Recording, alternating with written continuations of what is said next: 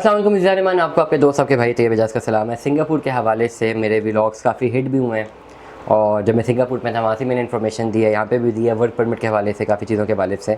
पिछले व्लॉग में मैंने अपडेट किया आपको कि अगर आपने सिंगापुर का वर्क परमिट अप्लाई करना है तो आप अपनी खुद कंपनी बना लें। आप पाकिस्तान में बैठे अपनी खुद कंपनी बना सकते हैं। मैंने बताया कैसे कंपनी बन सकती है। कंपनी बनाने के लिए आप हमसे रब्ता कर सकते हैं। हम आपकी लीगल कंपनी जो है आपकी यहाँ पे बैठे हुए आपकी बनवा सकते हैं। पाकिस्तान में बैठे हुए आप सिंगापुर में अपनी कंपनी बना सकते हैं। वो कंपनी बनाने के बाद आप उस कंपनी से वर्क परमिट जो है पंच कर सकते हैं। उसकी मैं तमाम तर डिटेल्स में बताने लगूँगा। अगर आपकी कंपनी बन गई सिंगापुर में तो आपने वर्क परमिट को कैसे पंच करना है। ठीक हो गया। सबसे पहले आपको बता देता हूँ कि आपने एलिजिबिलिटी चेक करनी है। सबसे पहले मैंने आपको पहले बताया था कि आपने अपनी कंपनी स्टैब्लिश कर लें सिंगापुर में। वो आपकी कंपनी स्टैब्लिश होगी।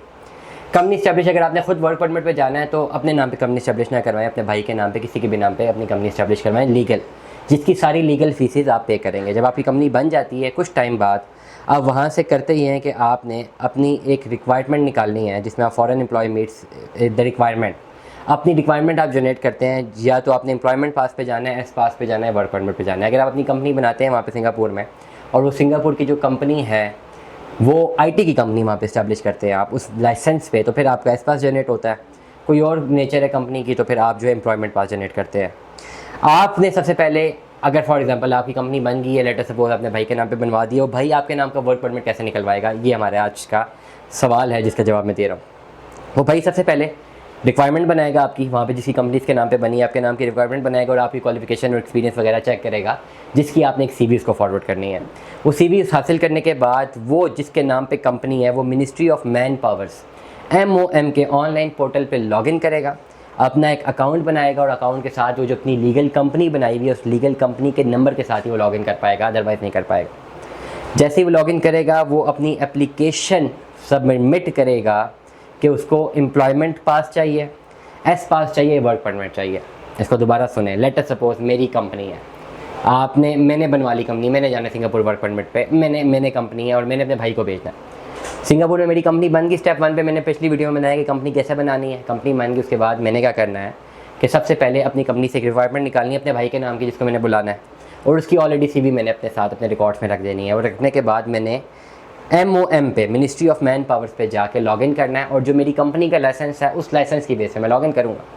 जब मैं लॉगिन करूँगा, मैं लॉगिन करने के बाद निकालूंगा अपनी जो मेरी डिमांड होगी मैं वो निकालूंगा कि मुझे एम्प्लॉयमेंट पास चाहिए। अगर मैंने अपने भाई को बुलाना है वो एम्प्लॉयमेंट पे आ रहा है, एस पास पे आ रहा है, वर्क परमिट पे आ रहा है। 3 ऑप्शंस होती हैं। ये लेटर सपोज मैंने वर्क परमिट पंच कर दिया।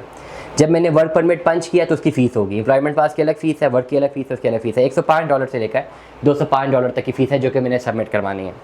जब मैंने सबमिट करवा दी उसके बाद मुझे एम्प्लॉय जिसको मैं बुला रहा हूँ उसकी पर्सनल डिटेल्स चाहिए, नेम चाहिए, डेट ऑफ बर्थ चाहिए, पासपोर्ट नंबर चाहिए, एम्प्लॉयज़ के एजुकेशनल सर्टिफिकेट्स, ट्रांसक्रिप्ट, सब चीज़ें चाहिए। एम्प्लॉय की एम्प्लॉयमेंट कॉन्ट्रैक्ट और जॉब लेटर जो मैंने उसको अपनी कंपनी से देना है वो चाहिए।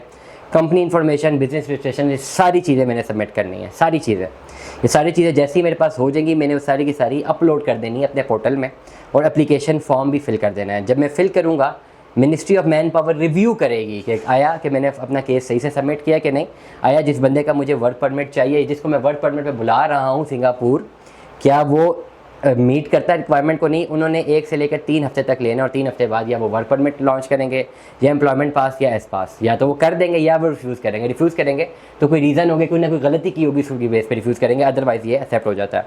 जब वो अप्रूव हो जाता है तो आपने वो वर्क पास कार्ड जो है वो ऑनलाइन प्रिंट करना होता है और वो वर्क पास आप अपने फॉरेन एम्प्लॉय को दे देते हैं। जब वो वर्क पास उसके पास आ जाता है यहाँ पे पाकिस्तान में, वो उस वर्क पास के ऊपर सिंगापुर एम्बेसी में जाके अपना वीज़ा अप्लाई करता है कि जी मुझे वहाँ से नौकरी मिली हुई है, मेरे डॉक्यूमेंट्स कंप्लीट है, मेरा वर्क परमिट आया हुआ है, मैंने यहाँ से जाना है। ये पूरा का पूरा प्रोसेस है। और फिर यहाँ पे सिंगापुर एम्बेसी में आपने फ़ीसेस देनी होती हैं, जो भी इनकी फ़ीस होती है 40-50 हज़ार रुपये अप्रॉक्सीमेटली पाकिस्तानी लग सकता है आपका ओवरऑल जब आप ये अप्लाई करते हैं वीज़े के लिए। फिर आपको इंश्योरेंस वगैरह बाकी सारे कॉस्ट क्लियर करने हैं। तो ये सारा का सारा प्रोसीजर है।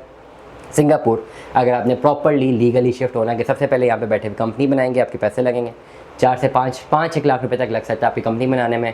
कंपनी बना के आप यहाँ पे बैठ के पहले कंपनी को चलाने की भी कोशिश करते हैं। ऐसा नहीं कि आप सिर्फ लाइसेंस लेके बैठे रहें और कंपनी ना बने, क्योंकि जब आपकी कंपनी बनती है आपका वर्चुअल एड्रेस, आपका फिजिकल एड्रेस, आपका सिंगापुरियन पार्टनर, आपका यहाँ पे लोकल डायरेक्टर, फॉरेन डायरेक्टर, आप ये सारी चीज़ें वहाँ पे इस्टेब्लिश हो जाती हैं और वो आपको कंपनी रन करनी है। जब आप कंपनी रन करते हैं उसका आपको फ़ायदा ये है कि इन द फ्यूचर वो कंपनी रन करने की बेस पे और सिंगापुर इकोनॉमी को फ़ायदा देने की बेस पे आप बहुत सारे और भी फर्दर जो प्रिविलेजेस है वो हासिल कर सकते हैं। दुआ में याद रखिएगा। अपना बहुत सारा ख्याल रखिएगा। स्टे ट्यून्ड में। अल्लाह हाफ़िज़।